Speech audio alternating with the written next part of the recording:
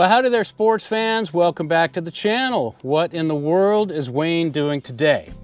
Well, today I'm going to continue part 2 of my story about the recent trip that I took to Alaska that ended in disaster. So where we ended up in the last video was we had arrived at Liard Hot Springs in northern British Columbia for a couple of nights of camping and some relaxation in the hot springs. And then after 2 nights, we hit the road again. We left Liard Hot Springs on a beautiful sunny morning, and our first stop that day was the Welcome to Yukon sign, where everybody in the world puts their stickers on. And of course, we dutifully put our stickers on the sign just like everybody else. From there, we continued on to Watson Lake to visit the world-famous Signpost Forest. Since I had already been there 4 years earlier, I let my fellow travelers take their time and wander through the signs while I just stood and relaxed. From Watson Lake, our merry little band split into 2 groups. Dave, Renee, and Mark headed west because they had a motorcycle friend in need that they were going to help out. He needed a new wheel picked up in Whitehorse and taken to his camp. But Steve and I decided to head north up the Robert Campbell Highway. Our final destination that day for Steve and I was beautiful Francis Lake.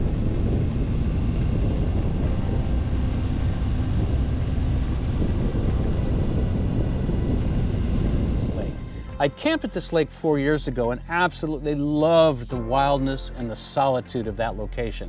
Just gorgeous. And I found out that Steve must have been a fireman in a previous life, because boy did he like to build a big fire. After Francis Lake, Steve and I headed west for Carmax. We had to stop and get some fuel first at Ross River, and then we happened upon the Yukon River for the first time. Just really pretty, and we'd see it a lot more.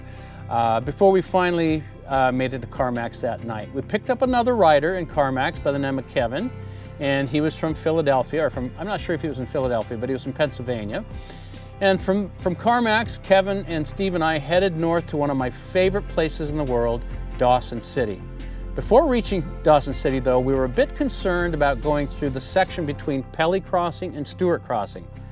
That section of road had been closed for a couple of weeks due to a forest fire, but by the time we got there, all clear, so everything was good. We got to Dawson City, and it's an amazing little place. It's located on the confluence of the Yukon and the Klondike rivers, where you can actually see the 2 different colors of the rivers as they merge together. Dawson City is most famous for the late 19th century Klondike gold rush. The buildings retain their rustic charm. They're sitting on dirt streets with raised wooden sidewalks. And because many of the buildings sit on permafrost, they have a bit of a lean to them. Even though there's no one occupying these buildings, they leave them standing for posterity's sake. And of course, what trip would not be complete without having the Sourtoe Cocktail? I wanted to do that 4 years ago when I visited, but we were in the middle of COVID, and they were clearly in COVID not serving this famous drink. So when the opportunity came along this time, I was not going to pass it up. Shoes sucked by You were going. Foot in your mouth. Toe is swallowed. You must pay $2,500. I've heard about that. And that's happened, what, about 5 times? Has it happened about 5 times? Or somebody swallowed it? 5 times, 2 on purpose. 2 on purpose. Oh, 3 were on accident. Wow. And you have spare toes. 5 on each foot. And you know the story behind the original one, right? Yep. How was it? 116,192 certified. You're 116,197. There we go. All right. Okay, Wiener, are you ready? I am. Paparazzi ready? All righty. Paparazzi. You ready? Here we go. It must touch the lips. Drink it fast. Drink it slow. But your lips must touch this gnarly toe. Just 2 lips. No teeth, no tongue, no tongues. Okay, stop. And salud.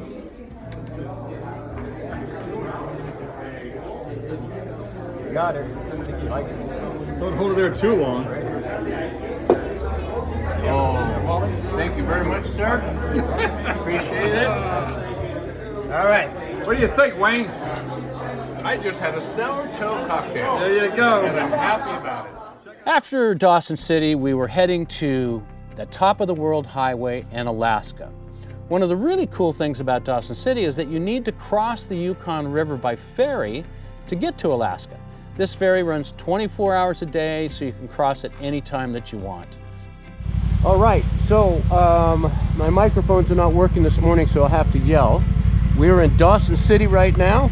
We are going to cross the Yukon River on a ferry, and we're going to ride the top of the world highway, cross the border into Alaska, and now I've got two cameras recording. As you can hear them beeping off. Anyway, we're going to cross the Alaska border and ride the top of the world highway and go to Chicken, Alaska, and end up in Tok, Alaska at a motorcycle campground tonight. So let's go for a ride.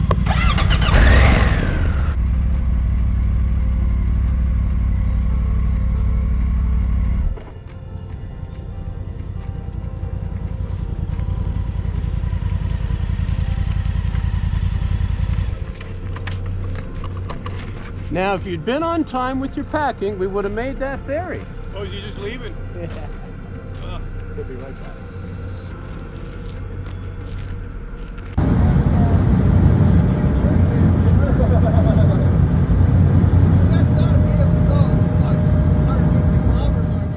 Once we got on the other side of the Yukon River, we began riding the aptly named Top of the World Highway. This was one of the most beautiful roads that I've ever been on. Just take a look.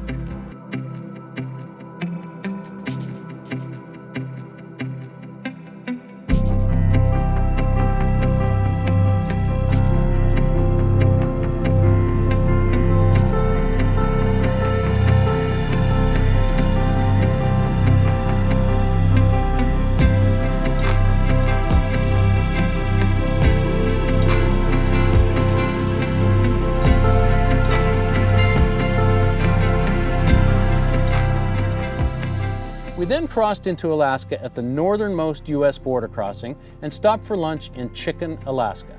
And for those of you who know me, I'm a pescatarian, so I did not have the chicken. We ended that day at a really cool campground in Tok, Alaska that catered to motorcyclists. We made lots of friends there. We had a campfire with a few drinks going on and really had a wonderful time. In the next video, we're going to close out the chapter on this adventure, and I'm going to tell you what happened to me and the bike. I hope you enjoyed this video. If you did, please give me a big thumbs up and subscribe to the channel, and I'll see you on the next ride. Ciao.